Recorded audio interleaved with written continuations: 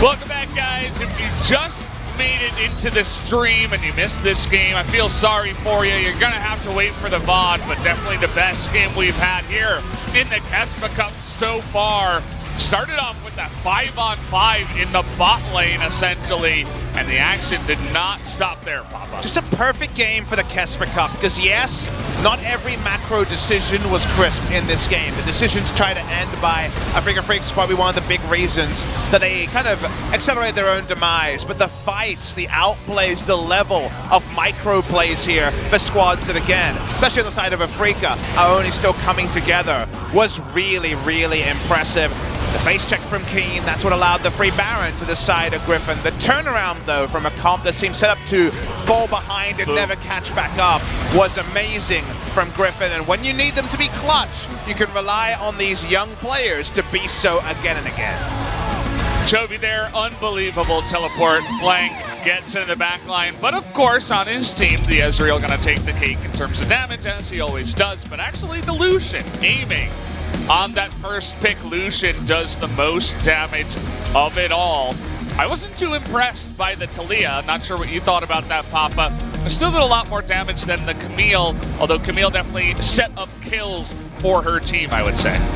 I feel like we saw kind of this weird duality where Tarzan got the most out of a kind of bad choice to go for the Taliyah blind with Camille open, and meanwhile the Camille going into the Trinity Force kind of got the least in the mid-game compared to the expectation for where the game state was, because a GA Camille with the map control that Afreeca had could kind of have done anything. If he started leaping into the fountain, I'd be like, there's probably a reason behind that. There's going to be a change on the side of Griffin, and we're going to see a debut. Now, here's a way to make even our younger viewers feel a bit old, because Cabby is being subbed in. He's been around the Griffin squad for a while, but hasn't been eligible to play. This man was born. Man is a strong word also. This player was born on the 17th of December, 2001. What? Yes. Oh, man. I remember I was 14. I was almost 15 years old. So you're showing your age, Papa. I know. Every year it gets worse. I'm slipping away. I got this fresh new haircut, the sick beard. I'm looking younger and yet feeling older. Thanks, Cabby. Thanks, Griffin. Well, all these young players coming into League of Legends now are just taking the world by storm. So many big rookies making their way in 2018, and I'm sure there will be even more in 2019 as some of those 16-year-olds hit the 17 marker. We're getting closer every day. Gumayusi was 2002, so it's only going to get worse. We're only going to get parts where everyone feels a bit sobered about how good and young these players are. Speaking of young good players, Yukal on your screen. Yukal versus Chovy, 17-year-old mid lane matchup. I'm ready for some more, maybe less of the Taliyah, if you don't mind, Tarzan. Shelf the Taliyah. I don't think it's really good given all of these super aggressive... yeah, we're back, guys. So these super aggressive junglers, I mean, could have been the Lee Sin picked into that. There would have been Xin Zhao if it wasn't globally banned. It could have been the Kha'Zix if it wasn't banned. There were just so many picks that Taliyah not so great into, and I just don't want to see it again. If we ask Tarzan, it's weird, but it feels like he'll say, I thought Camille was banned. Because if Camille is banned, it's actually fine. It's still weird because Taliyah's been kind of chain ultra gutted over time. Still good, still does the single target thing very well against champions, but the moment they removed the full damage against the single target monsters, you couldn't just power through the big camps and do a lot of things around the map, but eventually it all slides together, right? Level 9 onwards and 5 points into the queue. Well, not 100% clear about why we're not going straight into pick and ban. I imagine it's related to the new player that's come in. Yeah, I think Kabi just needs a little bit of time to... to grow up. Yeah, he needs a lot more years than he has. Yeah, let's come back next year and see if he's ready. Sounds good to me. Yeah.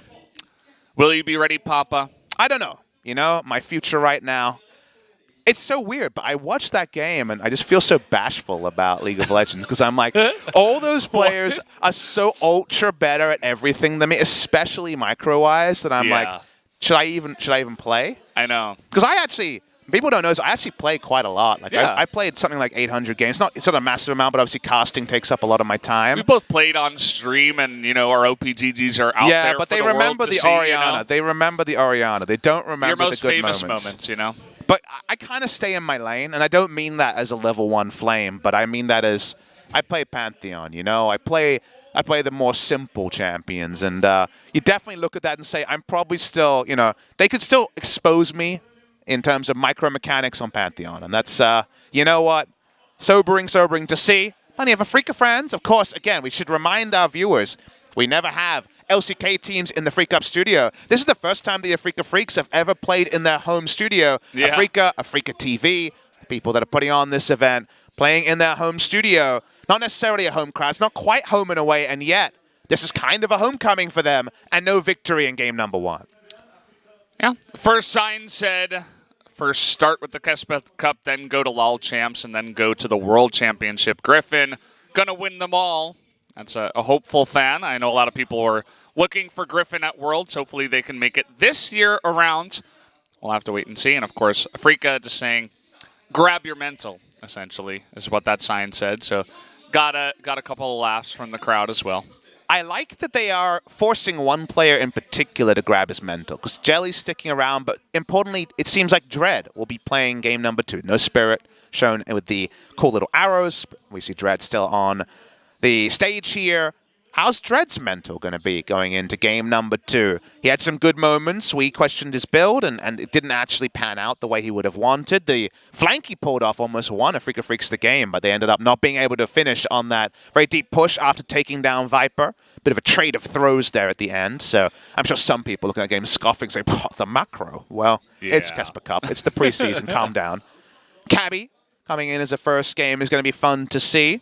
I tried to pick Viper's brain a little bit. He speaks really good English, so easy to ask. I said, you know, can you really pick too much away between Lehens and KaBi? He wasn't really revealing anything. He said, it's kind of wait and see. So maybe foreshadowing that we would see KaBi in the KeSPA Cup. And will he be an active support, or will he be just very much a number 2 to the League of Lehens in his Shen play? We don't know the answer to that. But let's see if we can pick out any differences, because if we had one criticism for Griffin, it started off at the start of the season of some champion pool issues for Sword, but by the end we could see he was picking up and making a lot of stuff work. The support champion pool was bannable for Lehens. You could ban away Lehens. Can you ban away KaBi? Is not something we know. Excited to see another rookie support come on in. Life on the side of Gen G, already making some waves with his Alistair yesterday. Some fun stuff out of him, but we'll have to wait and see, as is always the case here in League of Legends. You gotta show your stuff on the Rift and let your actions do the talking.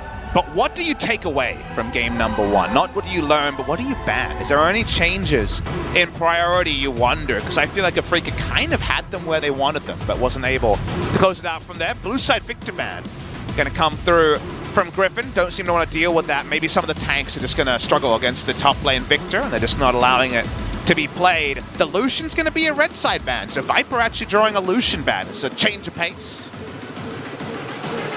I like it, though. Just more and more becoming that first pick status, as you were talking about in game number 1. And another potential top or mid laner here in the Irelia is going to be banned out, so very specific bans coming in from Griffin. The Cassiopeia was obvious. Can never let that through. Kali has come through, and that's been a very big pick, and the Aatrox as well. Those are 2 really big flex laners, and getting both of them seems like a recipe for disaster if we're talking about Keen and Yukal. Rocking the Flex Assassins that G2, for example, could pilot so well back at the World Championships. You do worry about it. Sword was our best pre-rework Aatrox, and then post-rework we saw a lot less of the top lane Aatrox. We'll see what the cost is of first picking that Aatrox as Afreeca Freaks zooming in on the potential for Rakan here. It's not Tucson's Rakan. That was, of course, the Afreeca Freaks good luck charm for all the spring season. Going to be Jelly running around on the Rakan this time. No need to pick the Xayah just yet. Might as well just take that Urgot as fast as possible. Don't want to even give Griffin the chance of taking that, as well as both Aatrox and Urgot could be flexed to mid. Ezreal, the one shining light still left available out of 80 carries that are here. Taking third over KeSPA, I guess, would be, especially if you watch Gen G, the surprise here. Caitlyn also, and Draven for some people. Other 80 carries worth discussing. Aiming strikes me as a Draven player, even with his new dapper haircut. Got some flowing hair after being kind of clean-shaven for most of 2018. But it's definitely a fallback for Viper. He's played kind of was playing the Awesome Dudes and Ezreal for quite a long time, right at the end of the season, and we're copy-pasting something that Gen G played all of 2018, and a lot of teams have been adapting to recently, going for the Ezreal Tahm Kench in the bot lane.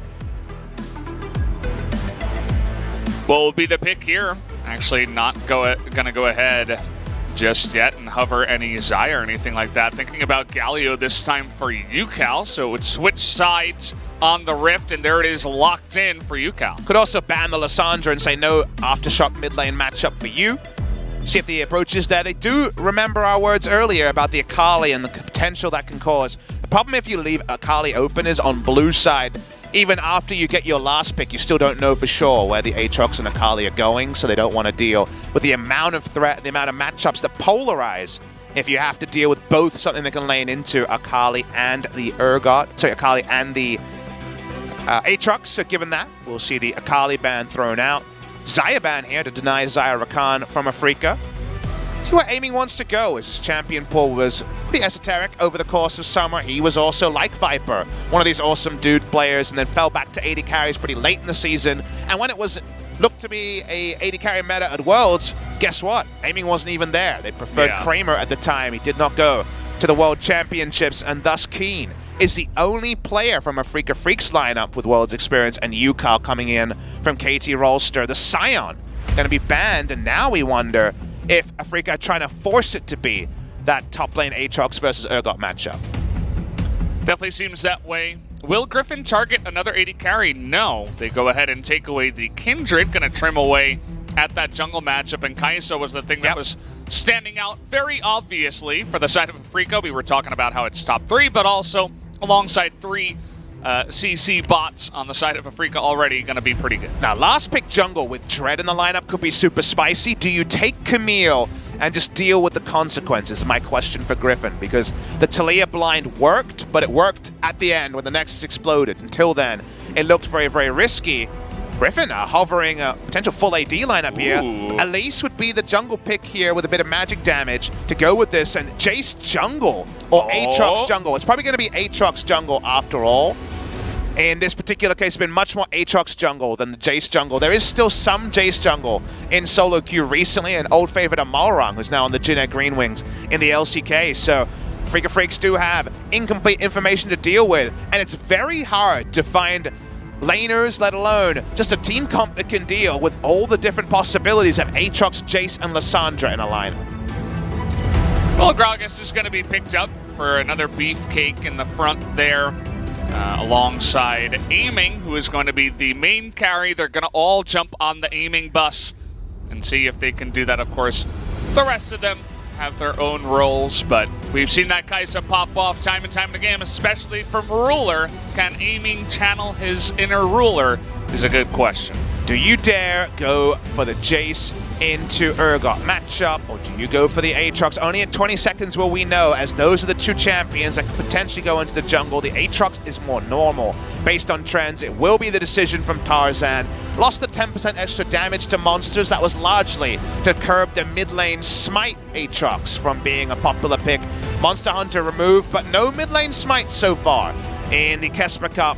Aatrox jungle here can power farm also with a bit of setup, can have some very strong jungle ganks, and we will have the Jace. And if Keen gets that armor stacking going, the Jace won't do much, but pre-armor stacking, if you try to mainline a Blade the Ruin, it's not Blade the Ruin, a Black Cleaver against Jace, you're going to have a bad time. Well, game number 1 was insane. Probably the best game that we've had here at KeSPA Cup. So far, Griffin and Afreeca Freecs coming in here to KeSPA Cup, not disappointing us so far. We can only hope for a game number 3, or perhaps just another game that was just as good as game number 1. That would be insane. Can't wait to see what Tarzan can do on another kind of weird pick into the jungle nowadays in the Aatrox jungle after playing the Talia, which we don't really see too often nowadays either. But either way, guys, the game is starting. Afreeca versus Griffin for game 2.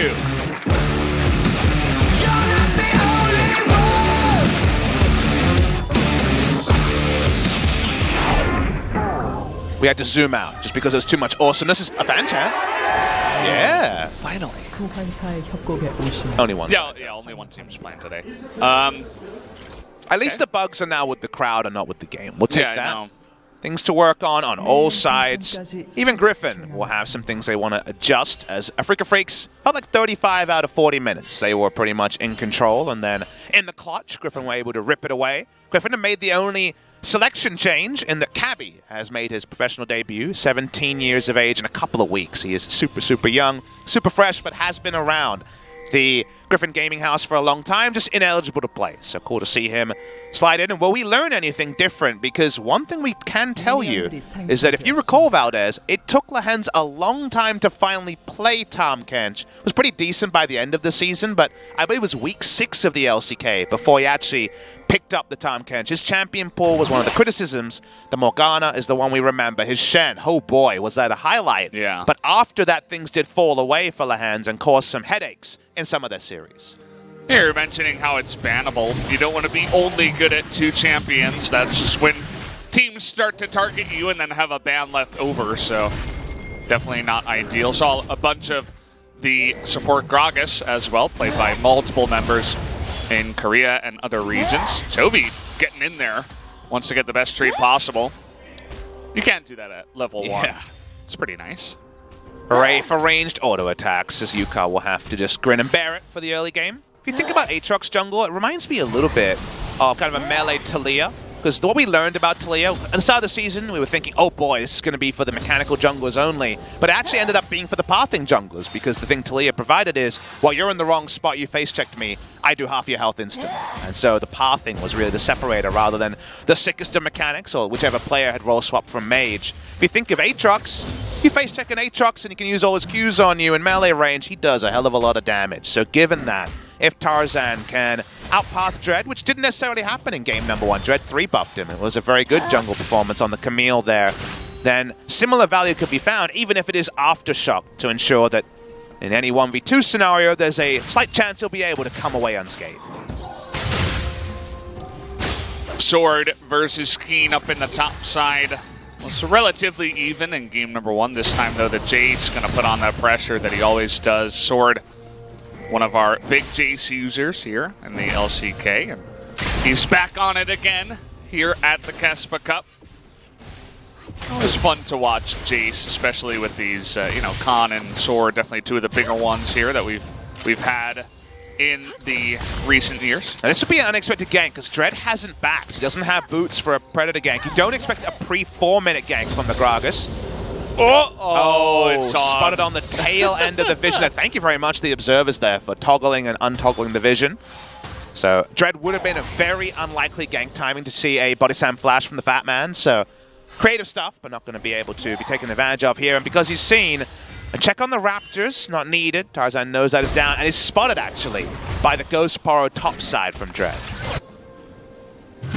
Looks like he's going to go into the Krugs here, take them away. They can assume that this is happening, as they did spot him.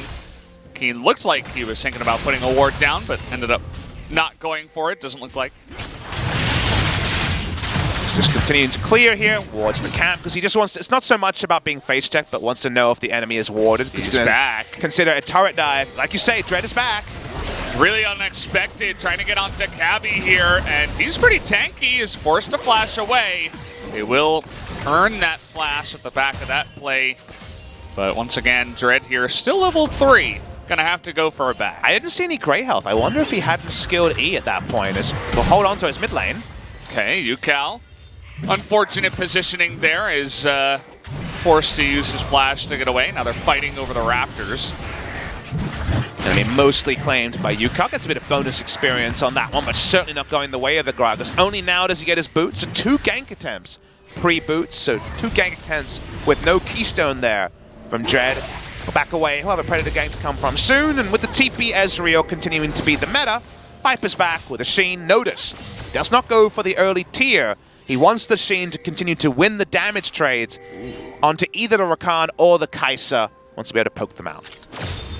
There's actually no vision on this ward here, as there was the control ward, but Dread snuck his way in, but the pings were the most interesting thing. They know that this is possible, and Dread, okay. 2 ships passing in the night. Alrighty then.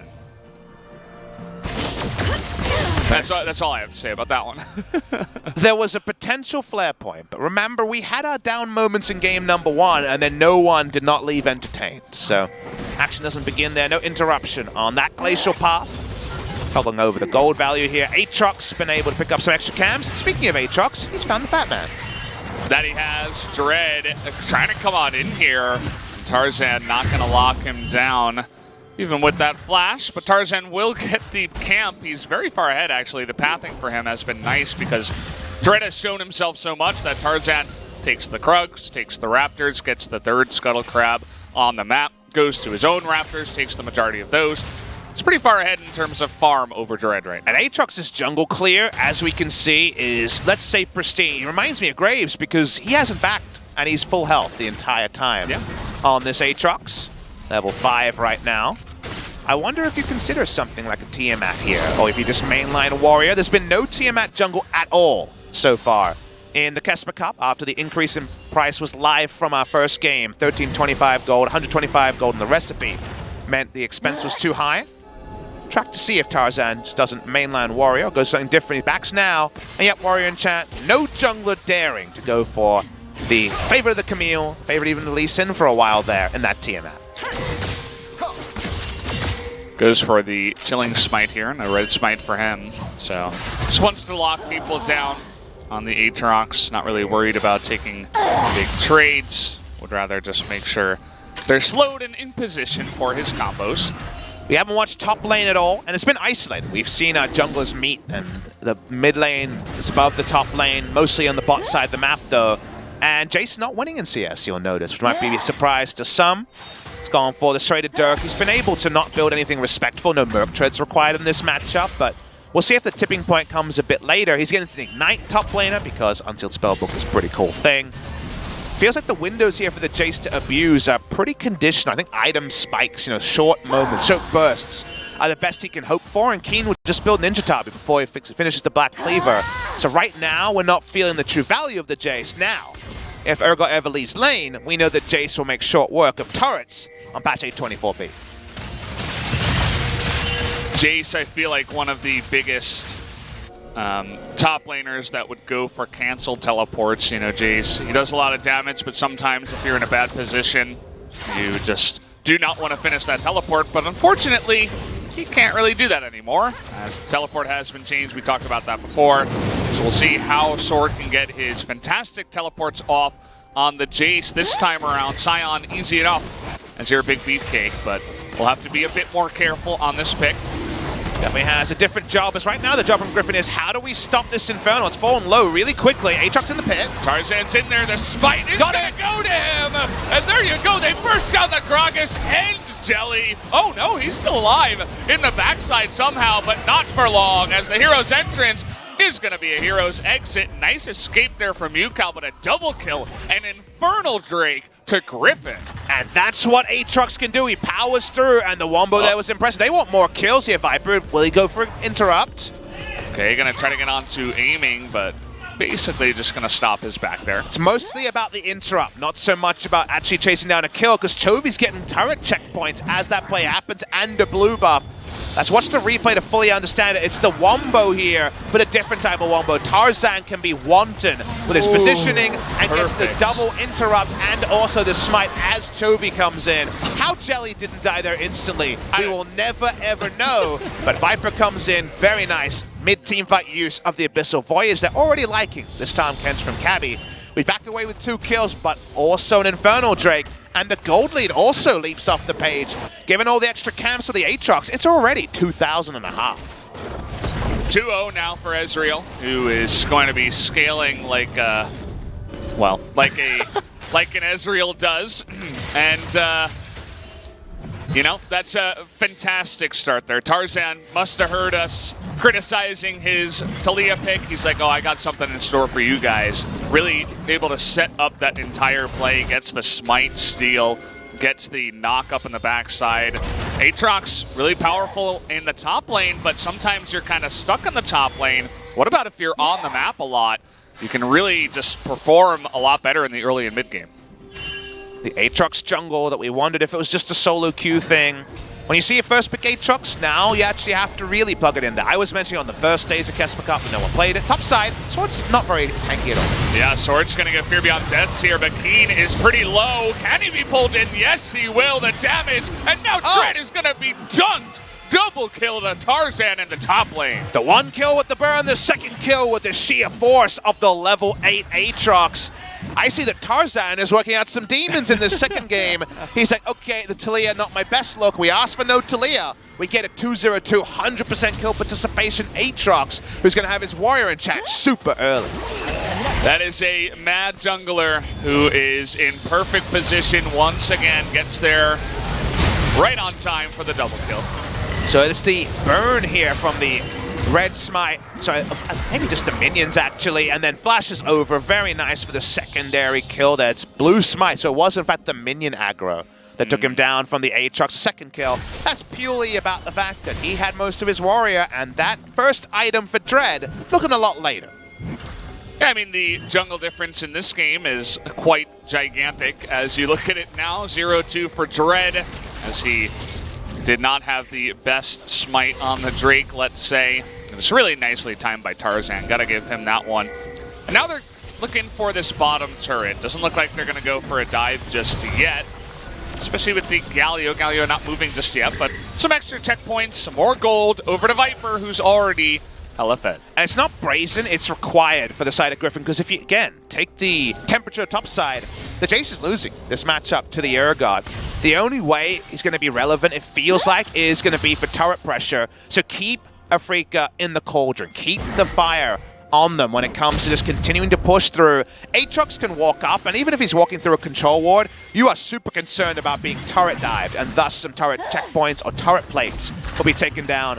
We know that Gragas is behind enemy lines and Ninja then some, Gragas. but this is the sort of move that either gets Afreeca back in the game or loses them the game, because they can't afford a negative tempo play with wasting this much time bot side. I think Griffin got to be careful. Here's the They know moment. he's not top. Viper going to have to get away. They're going for Cabby here. Do they have the burst damage? In comes Galio, and yes, they will. They finally find an opportunity on the map. Second kill for Afreeca. They take out the top catch. It's a confidence booster, Valdez, but that's really all it is. They're out of position in other lanes. They won't lose a turret plate for it, but Chovy pushes in another minion wave. That's a play where the longer that Dread was behind the turret doing nothing other than setting up for a gank, the more they had to pull it off. They fully invest Yukal, and they get a kill only. So a nice thing that will help with shot calling. Everyone feels a bit better, but we know the game state doesn't change after that pick. Well, it's Tarzan's turn, it looks like, but the ward goes down. Pings call it out. He's going to have to give up on that one. They spot the Gragas in the top side, too, and the second Infernal Drake is about to spawn. Doesn't look like they're going to go for it, as Chovy did just go for a back. Jungle difference, 1,600 gold is the lead there. More than half of the gold lead that is between the two teams. This teleport, not going to be canceled. In comes aiming. Flashes that Fear Beyond Death. The sword is going to be just fine on his way out. Aiming that it armed at the right time, could have potentially swept in there with the ultimate, but because now he's topside, the best they can hope for is a Rift Turret, which will be against the run of play, but it's in trade for the Infernal and first brick on the bot side. No plates anymore either. In the scenario they were in, maybe you could argue as an Afreeca fan, if you're very one-eyed, you could argue maybe it's the most they could get, but they get the Rift Herald. They will not be getting any 50-50s with how far behind Dread is. But the Infinity Edge, not the Infinity Edge, sorry, I think of Infinity Edge, I think of big things. The Infernal Drake is really the icing on the cake for what felt like a really decent Griffin trade. It certainly feels like a game where Griffin now with double Infernal and just a ultra-fed Aatrox and Ezreal could just run away with this one in a couple of fights. You know, get a 21-minute Baron. Unless Afreeca play extremely passively, you know, maybe then they're not going to die, but they'll eventually die anyway, as Griffin just really far ahead now, about 4,000 gold, and looking to have a fantastic debut here in the KeSPA Cup for 2019. It's such a different game state for Griffin, though, compared to game number one. Obviously, they're winning this early game, but also the draft is pretty markedly different, despite it being an Ezreal draft both times. A lot more damage on that lineup, that's very clear. No Sion top lane, it's a Jace. But the Jace has not shown winning trades against Keen, so you don't have that ticking time bomb in the bot lane to go along with their lead. And also, Jace Aatrox and Lissandra trying to set up anything in a team fight could really have a lot of downside if the right Galio ult comes in. We saw some mammoth ones in the previous game. Rakan catch multiple of them in a CC chain. The reliability of this Aatrox jungle in team fights, even with Aftershock in a lead, isn't quite what you might imagine. So given that, I'm not willing to hand them the game just yet, but I have to agree, Valdez, they're in a really much the prime spot to decide what happens in the next 10 to 15 minutes. Afreeca really trying to make the most of their winning lane in the bottom side. Dread putting that pressure on, looking for an extra turret. See if they can eventually get that one, but nobody's in the top lane. So Viper and Kabi just going to take their own turret, whereas the bottom side is going to fall a lot slower here. Well, the Rift Herald is going to be used by Dread, so I suppose it'll come in eventually. He's cheating, don't worry, your words were close enough there, but you can't make positive tempo plays if you're Afreeca. That's their read right now. You can see they're doubling down on this. You don't see a recall from the Gragas. He says, let's invade bot side and maybe kill off Sword. That's really all they're going to get this bot side, so it feels anemic, but Afreeca Freecs are just saying, we've got so many areas of the map we can't go. Let's go where we know our members are. Here's the dive. Okay, here we go. The wombo combo comes in again. They're going to get two here, potentially. As now Chovy is going to ult himself. He's in a little bit of trouble here as Tarzan nearly able to poke him out on the backside. Chovy as well. But a nice little fight there for Afreeca. They're continuing to push. And they had to make that play. And if you're Griffin, you don't feel so bad about it because this is very much the very high-risk play coming through from Afreeca, and their best reward was this one, which is above medium reward, but it's definitely not as high reward as you want to justify this, because this play does not come off reliably. In this particular case, they're almost perfect. So execution-wise, beautiful stuff coming through from the side of Afreeca. But overall, they don't necessarily get a huge neutral advantage. They'll take the kills, and they felt like this is where they had to draw their stand. It felt like an Alamo. It felt like a last stand, even though we're only 17 minutes into the game. Yeah. They just get the Jace, and it was an interesting decision there for Viper to just stay in the top lane and go ahead and take out that top inner turret. The Tahm Kench did go back and tried to help out in the bottom side, used his Abyssal Voyage, but there was no Ezreal for any kind of cleanup or extra poke, so just a sad Sword in this game, essentially, for now. The rest of his team doing quite well. See if they can carry him. What's the saddest Sword you could name? Letter opener? It's a pretty sad sword. That's a pretty sad one. I know someone's definitely going to message us about how there's swords and so many other different words for daggers and things like that, but come on, work with us here, guys. We're League of Legends casters, I'd like to hear that, you know? I want to hear the stories of about, name a cool a really sword. Sad sword. Maybe there's a story about like some king that, you know, he had a really sad time and, you know, he lost a sword or something. I want to hear that story. Send that to me. Riven. Her sword Riven? She has a broken blade. That's a sword. Yeah, it's broken. We shouldn't talk about things we don't know. Wait, that rules out League of Legends and Swords. Yeah, crap. What are we going to talk about? We know nothing. Papa Smithy. Well, 2 Jon Snows sounds like a lot. Is Griffin going to back away here? They take down the mid lane turret because Jay says, man, this side lane isn't working out, but I can still siege with the best of them in a team fight scenario. A grouping scenario in the mid lane. They do find that is going to be all 3 of the outer turrets down and the swapping of the top lane inner turret for the bot lane inner turret. Is there ever going to be a meta where Ezreal Tahm Kench is not a good duo? You know, I feel like if not all those extra hotfix buffs came to Ezreal, perhaps that would have been now. But no, it seems. It's just too good. I mean, Viper was standing in the face of 3 of them. And they were like, okay, you can have the turret, you have a Tahm Kench, and of course, you know, the Jace helping out there. But still. Coming in once again. Tarzan looking to chip away here at Keen. Is going to pull him in, but that Urgot, he's a big boy. He's not going to be too worried about any of that damage. Rika just camping a brush and hoping for a face check. We can still look for a pick. Speaking of picks, Chovy sets up, does not follow the glacial path. Not the highest Drake when it comes to priority to fight over. It's a low Drake. That's right.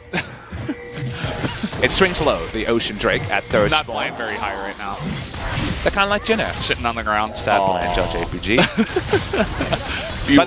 But they have to set up around something. We talked about this with the Zoe comp yesterday from Gen G. They need Griffin to come to them, otherwise things are not in the best case here for Afreeca. So they say, let's start this up and see what happens. Galio can push up around it. Here comes that Drake, and this time Tarzan doesn't want to go for steals. Here's the pick attempt. Oh, another sad sword. No, he goes down immediately, and Toby gonna have the help of Kami. Here comes Tarzan. They want to fight this, actually. Looking to burst down Dread. He is not very tanky on this AP. Gragas disappears, and Afreeca were like, yeah, you can have him. We don't care. They offered him in tribute, it seemed, by the end. Just died alone. Get dunked, newbie. Didn't like you anyway. They don't pick him for tag, apparently. They just leave him to watch on from the sidelines. Aww. Well, it wasn't smart to collapse there, even 5v4. It wasn't going to work out too well with how out of position Dread was. He looks for his pick, and Sword and Dread are definitely the two watching on as 4v4 League of Legends happens around At least Dread did something, you know? Like, even though he dies, Sword was just poking a little bit. But oh, nice block on the body slam there. Yeah, 4 members are just like, nope, maybe not. With this Aatrox ulting. Look at that jungle difference right now. 3-0 to 136 CS to 0-3-3, 87 CS. My jungler versus your jungler situation going on, depending on which side of the coin you're on. Like you say, though, it is what separates these two teams, and it's what Tarzan can show. Tarzan had multiple games in LCK Summer 2018 where he did this to great junglers of the present and great junglers of the past. His game against KeSPA was one of the dirtiest I've seen when Griffin met Jinair in the first round, and it really looked like they were playing different games. It was chess versus checkers going on in that game as KeSPA just couldn't bring back the clock to 2014. The jungle meta at Worlds seemed perfect for Tarzan. Game 1, we had our questions about the Taliyah, but 3-0-2, still 100% kill participation. Don't know if we have MVP awards, but if Griffin win this game, I think we'll be talking to Tarzan. Yeah. One thing I'm a little bit disappointed in this game is that Kabi in his debut plays Tahm Kench. Not a ton of skill expression there. Would have liked to see something like a Rakan and Alistair. They needed a Tahm Kench player.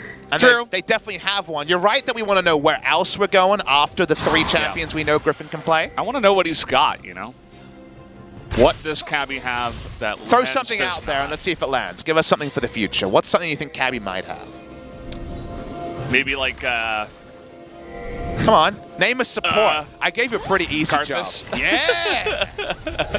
We were discussing the viability of support Karthus before. I think Chovy was probably discussing the viability of engaging on the 2 members there, but didn't want to go for anything too brazen. Griffin aren't trying to epically grow their lead. They're just taking the easy things. They're taking the main objectives in front of them. That does mean the gold game goes up. It's a 7,000 gold lead or so, but Afreeca look like more likely that they're going to inch into this game at 40,000 gold among the team than it looked like 5 minutes ago, where it seemed like the game might be fully decided by then. Taking the Baron here, they have quite a lot of Baron damage, but their turn is kind of Lissandra or maybe a Rambo Aatrox because he's fed. Those are kind of their big options there in terms of Baron turns. So Baron speed, finally we're seeing closer to kind of an A-, but Baron turn, no S+ here available for Griffin. Tarzan could try to pop off, you know? Pull the shy moves in and just 5-man stomp people. I believe in Tarzan. We'll have to wait a bit before that does happen, as you mentioned, taking this very slowly and patiently right now as Griffin. I'd say no need to rush, but we've seen what KeSPA can do in the late game, and we mentioned how fed the Aatrox and the Ezreal is, but you take a look at Galio and KeSPA, not that bad. 1-0-2 for both of them, slowly getting some items here. I feel like in a grouping 5v5, if you have even items and run at each other, Afreeca win more often than not. They have KeSPA who can reposition and who has so much hard CC to put all those plasma dischargers, get that passive off multiple different times in a team fight. The Jace already is going to be behind this game. Now, even in CS, but 0-3-1 is much going to be better in a siege and a split push environment than a team fight. So I'm liking Afreeca if this game never grows from here, but all of the extra AD and AP already loaded in from the Infernal. The fact that the Gragas is a cask only, nothing else. He really has nothing except a cask is going to be a problem for a lot longer. Because even though there's 39,000 gold in the game, about 5,000 of it is on the Gragas, it feels like. There's almost nothing being worn by him. And that means that there's a lot of heavy lifting that has to be done by the multiple other members of Afreeca Freecs. Well, they look pretty good. I wouldn't say that Afreeca has had a disappointing start to the KeSPA Cup so far. Yeah, you know, you never want to lose, but I feel like Griffin just kind of outshined and was the better team in the end. Kind of threw it towards the end of game 1, did Afreeca, but they were really close, and they're showing some good skills so far. Oh boy, the cask man is going to have to run away from that one. Just barely gets away. This is what happens when you fall behind on a Kha'Zix or a Gragas. Your job is to not let them start Baron. So you just sit there, you roll the barrels, you get no camps, and you're like, well, maybe one cask will do it later. Sad bowling for the Gragas is the name of the game. No more League of Legends for him. Feels bad, man. He played a lot of League of Legends on the Khmer. Why is League of Legends hard to say? What a weird thing to forget how to say. Saying a lot of Legos today. I mean, League of Legos is fun to say. I should just stick with that. I can't botch that one. Shout out to Lego. Pretty fun. I like League of Legendo. Whoa. The Japanese pronunciation. I could get into that. Yeah, it's fun. Haven't heard it verbalized. Can verbalize that Keen has a lot of armor. He is now fully into the armor stacking. I think Jace does nothing to him. Needs an Elder Drake burn to do any damage. Viper and Cabby going to take the world's least consequential Ocean Drake. The only thing we know is it's going to force only one more spawn of the Drake before Elder will come up. We'll see if it's going to be the third Infernal. That might actually be a secondary fight point. I'd love to see an Infernal. Yeah, here we go. Ask and ye shall receive. Reason why it's significant is right now it's Gragas bowling on the top side from the Gragas, which means he's sitting there going back and buying 2 control wards, returning with no items, and just bowling behind the Baron. He can only bowl on one side. There's only one lane for him. He doesn't get 2 lanes. He doesn't deserve it. Too far behind. Because of that, if they want to fight over Infernal, the Gragas bowling will be useless on that side. So that means we're more likely to get a situation where the game doesn't stall out because there's something nice top and bot side for both Griffin and Afreeca to fight for. That was a weird teleport. Really wanted to get up to the top lane was Chovy, who is not wasting any time. We should talk to Riot. Maybe we can trademark this. Do you know how they play Scion Speedway to have a fun game? Gragas bowling sounds like a pretty good secondary game to follow that there up you go. on. Just bowl a bunch of Teemos. Yeah. They Down could the be moving at different MS, you know, and if you hit the more of them, it's not quite the same as bowling, I know, but close enough. So Gragas bowling, freebie for you there, Riot Games, in a non-Riot Games tournament. They didn't even have anything coming here, and we give it to them anyway. So generous, as always. Christmas, Papa Smithy, Santa Smithy. Okay, we're looking at maybe a fight coming in here. Tarzan thinking about it. And we're bowling. Oh, nice engage there. The Galio gonna get the double knock up, but Tarzan is gonna zone them all out. But look at you, Cal, going nuts on the left side. Able to take out the Ezreal already. Definitely a huge prize for them. They're not done yet. Keen wants to get in. The knockback is quite nice, but he flips sword over. That's going to be probably another sad sword. Nice devour, though. Chovy in a lot of trouble here. Is going to flash away. Tarzan is going to get 2 in the backline. What a play on the Aatrox. Is able to turn it around with a burst from Jace. And there you go. Griffin able to win the fight. They're going to try and get as much as possible. Yeah, they still have Jace, remember, on this one. It was a 1-for-1 at the start, but Afreeca got greedy from too far behind. They're going to try. I don't know about that one. With the Gragas alive, I'm going to say no, but they're definitely going to get Infernal. They might be trying here. Let's see. Still 18 seconds. They're really considering their options, but they watched Afreeca as the blue side team make a mistake around here. Remember, Afreeca could have just ended that 1-for-1, which given their game state of 7,000+ gold behind, that might have been enough. We watched the replay from Jelly. He makes probably, so far in the LCK, his career-defining play. What a beautiful initiation to the backline. And that means that Tarzan, with all his items, is caught between 2 masters and doesn't achieve much. They kill the Ezreal. That's the consistent damage. You're feeling like birthdays come early. You back away here and you're like, okay, maybe we'll get some vision control down. Gragas bowling can end for a while, but they get greedy, and 5 makes 1 is that adage from Griffin. They play as a team. Watch Tarzan's flash. It is epic into the backline. The Zhonya's pose is a different one, but it's still pretty damn beautiful. He may go down, but it's not in vain. Beautiful turn there from Tarzan to continue what has been an outstanding game. Tarzan and the follow-up there from Sword. You could tell that the communication is on point for this Griffin lineup. The only one to keep everybody the same on the lineup. And that communication is there on point. The turn comes in right when they needed it. Now Chovy is not going to take that and actually pokes down Jelly. But that makes this game pretty interesting. Afreeca had a chance there, and they're down a lot in gold, but still nearly able to win a fight had Griffin not pulled off that miraculous comeback in the fight. So now they're down 10,000. It'll be a bit harder to take fights now. You want to say miraculous, but the gold lead is what was still there. That's what we can't forget, is that the gold lead was there in that fight. It's not like Ezreal had the mountain of gold here. Of course, he's doing decently from 2-1-1, not a huge stat line. Well, the thing to take away... most gold in the game, right? Okay, but what I'm trying to say here overall, though, is that in that previous fight, the turn comes when they still have flashes up, when they still have a lot of reasons to try to turn and make something happen, and then winning it was still really well executed. It still shows they're willing to fight 4v4 when they look like they're out of position.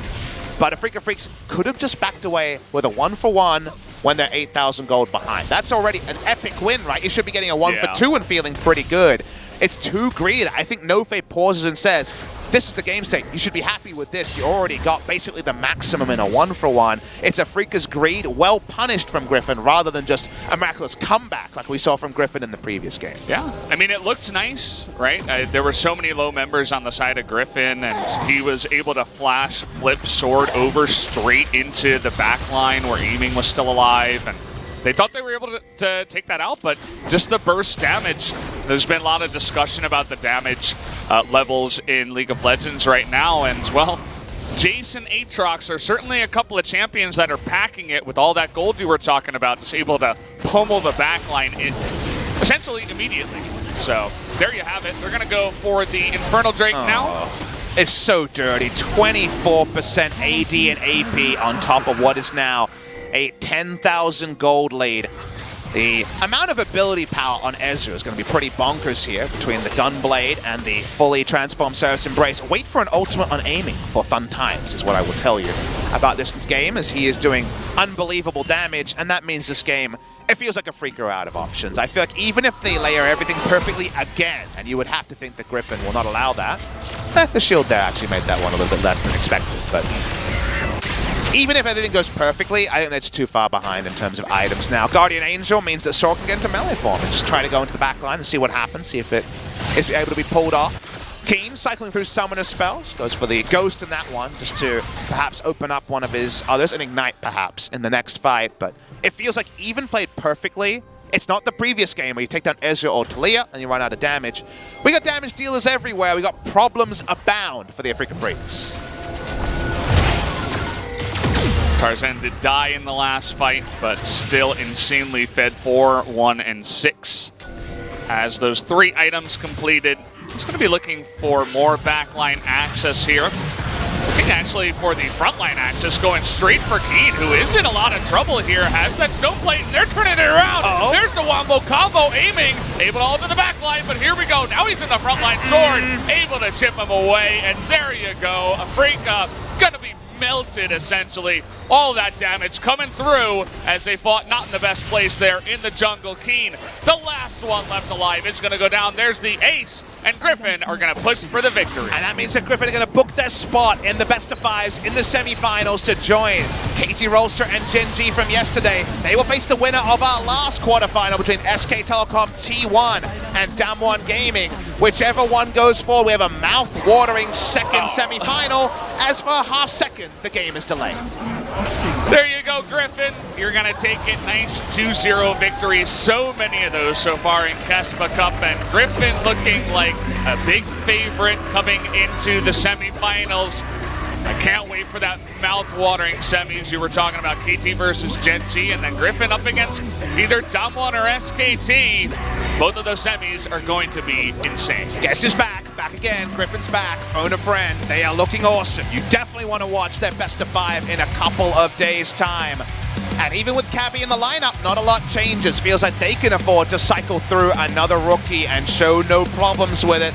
I don't think Afreeca Freecs were down and out, but remember that we've had 4 teams debut over the course of yesterday and today, and you say at least 2 of them will probably be beaten by Afreeca Freecs will probably be able to not be able to beat, and then even then, KT Rolster probably on the balance of it because the bot lane can be shielded. They'd probably win as well. The only one Kingzone Dragon X, I think, debuted weaker than we saw from Afreeca. Now, Afreeca aren't running Spirit, and you might say that the good of Dread may have been outweighed by some shot calling issues that plagued them being able to end game 1 and also to get back into game number 2. So we'll wait and see what is there to make of Afreeca. I think Afreeca still have a ceiling to show that maybe they weren't able to show over the course of today. But that's always been true of Griffin as well. And the fact that Griffin's ceiling is still unexplored means that 2019 is definitely a year that Griffin can circle and say, if we don't leave with multiple trophies of different size, I'm not just talking a KeSPA Cup, but more than that, they'll probably be very disappointed on the balance of the great play they've shown over the better part of 6 months.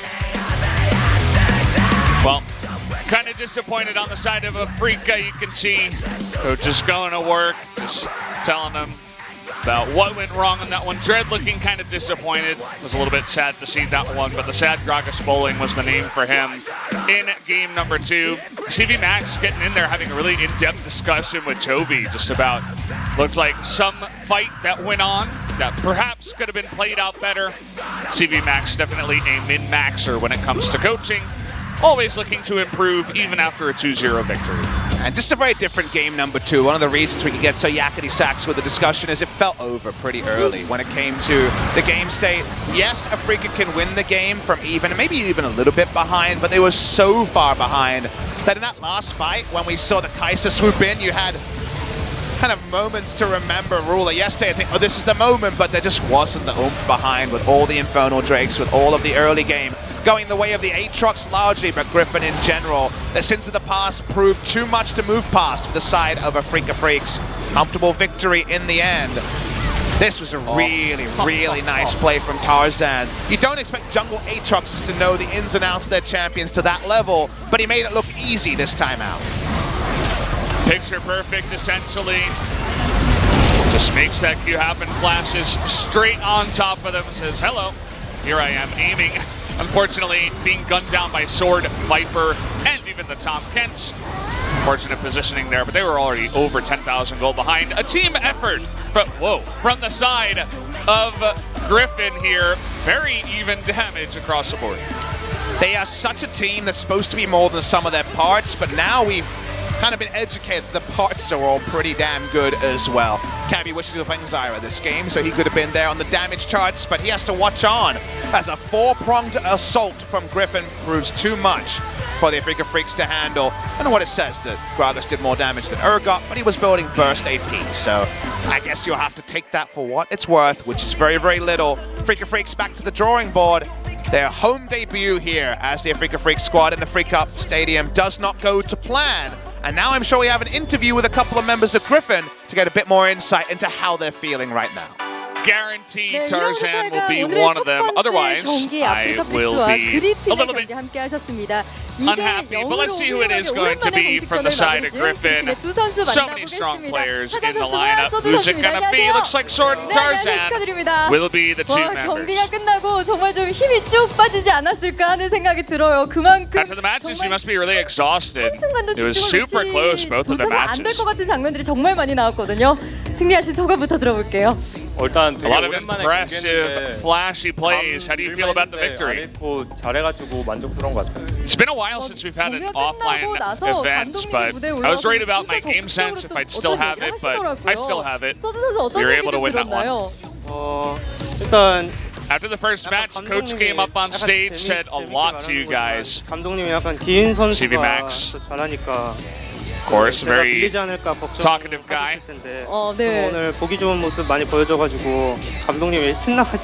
the players that were playing really well, but it seemed like he was worried about me being discouraged on the side of Griffin. I suppose all the other players are doing really well, so he said a lot of good words to Sword.